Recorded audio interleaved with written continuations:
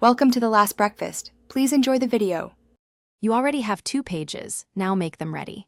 First, open the file and verify each page contains a distinct frame or artboard you want to link. Once selected, switch to prototype mode in the top right. This is where connections live. Make sure layers are unlocked and frames have clear names, that prevents wrong targets. Now, click the frames node handle to start a link. You're creating the first actionable connection. Do this for the source frame to begin building navigation. You're halfway there, now create a precise link. Drag the round prototype node from your source frame toward the target frame or click and pick the destination from the layers list. Choose the interaction trigger, on-click is common, after delay suits autoflows.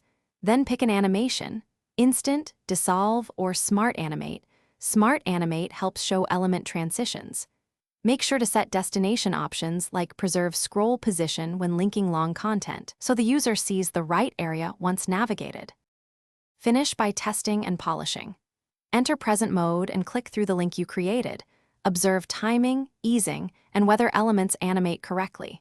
Once done, tweak the interaction's delay and easing to improve feel. Make sure the target frame is the exact state you want displayed.